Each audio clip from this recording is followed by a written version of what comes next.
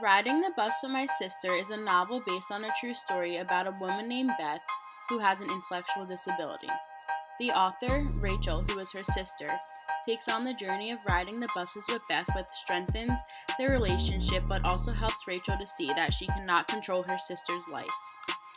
Beth is a vibrant, tough individual. She wears bright colors and is not afraid to speak her mind. Beth has a very strong sense of who she is, and she spends her days riding the buses. Beth creates a schedule to maximize the time she spends on the buses with all of the drivers. As Beth continues riding the buses, the drivers and the people on them become a part of her family. Although Beth faces many challenges, in some ways her life is similar to the people of the general population. Beth lives in her own apartment and has a boyfriend named Jesse, who is also an individual with a disability. Beth has an intellectual disability.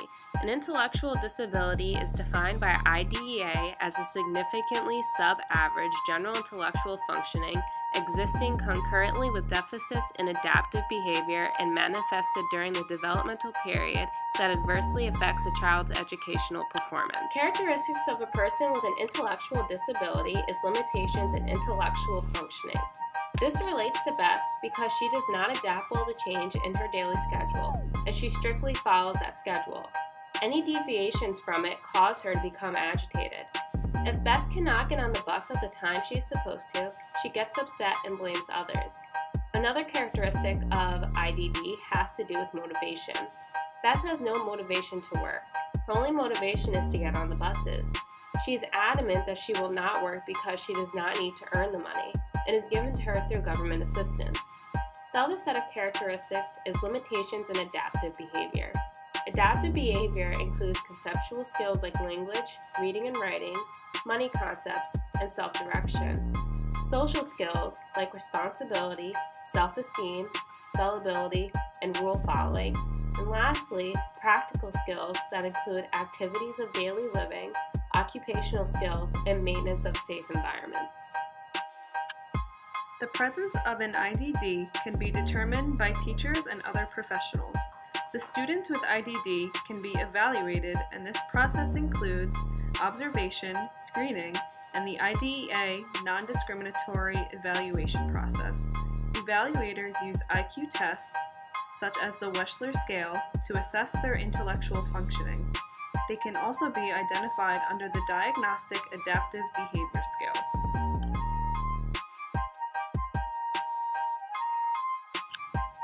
Causes of an IDD is prenatal, perinatal, and postnatal.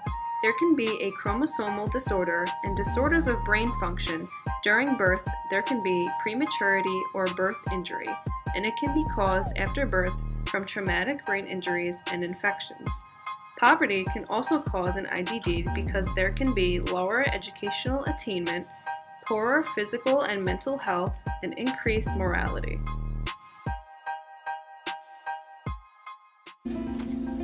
The drink. If you take a drink down, you pass it around, then there's less drinks in the world. 5, 6, 7, 8, 9, 10, 11, 12, 13. Oh no, why did you get a black car, Rachel? Why'd you get a black car? Just wait, Beth. Yeah, it's locked. Black cars are ugly. Wait. I don't like. Just wait. Can't you hear me? Yeah, I heard you. It's locked. I don't think black cars are good. I like blue cars or green cars like Rick. Who's Rick? He's a bus driver. You met him at the funeral. I don't remember. Have you been waiting long? 2 hours. Why didn't you wait inside? Because you couldn't see me in there. I have your address. Honestly, Beth, you just make things harder on yourself. Buckle up for safety. Eat all this junk. You're getting fat. So? I'm worried about you, your health. We're gonna get you some brown rice and vegetables, and I'm gonna teach you how to cook it. I won't cook it. Of course you will. I won't. Okay. I want you to put the card away. Dad does it. Dad isn't here. Yeah, well, I'm too tired. Someone could hit it. Someone could get hurt. I don't care. You don't care if someone gets hurt? Well, I don't know who somebody is, so no. I know why Dad called you the sheriff. 'Cause I always get what I want.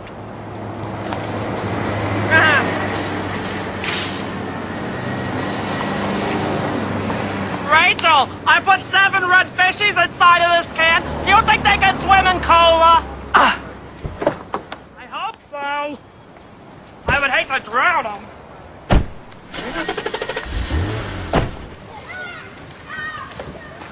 Rachel, I never knew vegetables were so heavy. These bags are much heavier than my usual food shopping.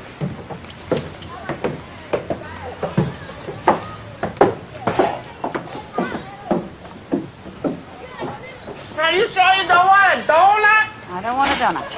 Oh, I left it open. That was a mistake. All right. You like it? You like my place? Yeah, it's homey. Look.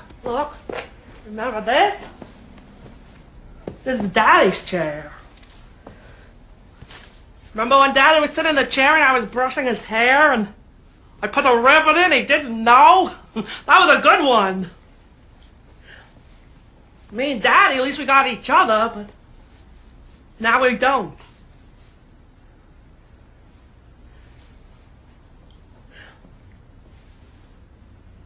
Hey, I got your Christmas present right here. You can open it if you want to.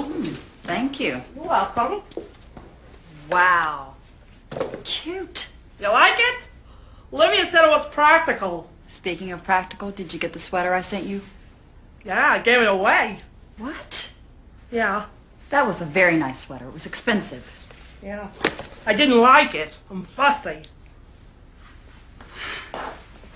You know, you can't leave the stuff on the stove like this. It's dangerous. You could start a fire. It's all right. The stove don't work. How are we going to cook the food? I told you I wouldn't cook it.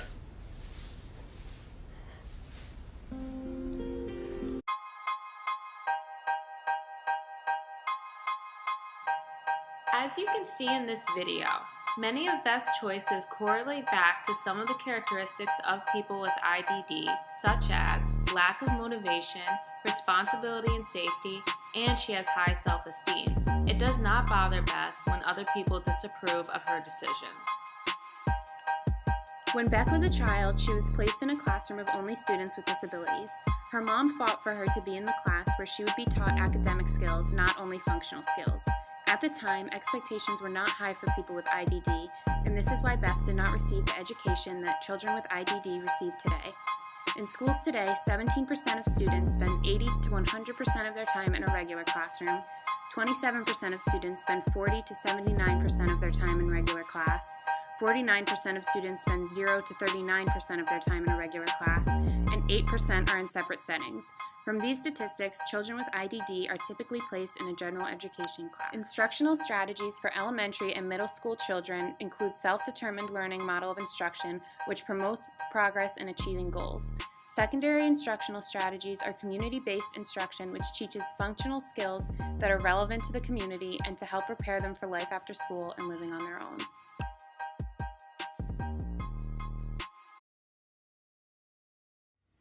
I see you. That's our motto. I see you as a caring person. I see you as talented. I see you as An equal. I see you As a friend. I see you as Happy. I see you as compassionate. I don't see you as retarded. This word is mean. Hurtful. It offends me. It makes me feel different. does not describe. What gives us the right to label people? How can we assume something about people with intellectual disabilities when we don't even know them? Nobody should be judged by their disability. Students with disabilities are people just like anyone else. They enjoy doing activities that everyone else does. I like to play volleyball. I like to take pictures. I like to play video games. I like to play sports. I like to paint. People with disabilities are not different. They have talents, goals, skills, and dreams. They do not deserve to be labeled. Take the R word out of your thoughts and conversations. Please teach and show others not to use the R word. Don't call me the R word. The new R word should be respect. Join us in our mission to end the derogatory use of the R word. Our goal is to eliminate this word from everyday speech because it truly does hurt those with and without disabilities. On March 31st, join our Best Buddies chapter in banning the R word. Together, we can make a difference. Spread the word to end the word. In the book, Beth is referred to as being mentally retarded. The author explains that she uses this term in the book because it was the accepted term at the time of her journey with Beth. Since the book was published, Obama signed the bill in 2010 that Congress passed in 2013 as Rosa's Law, which changes references in federal laws from mental retardation to intellectual disability. This change was made due to the negative connotation of the term.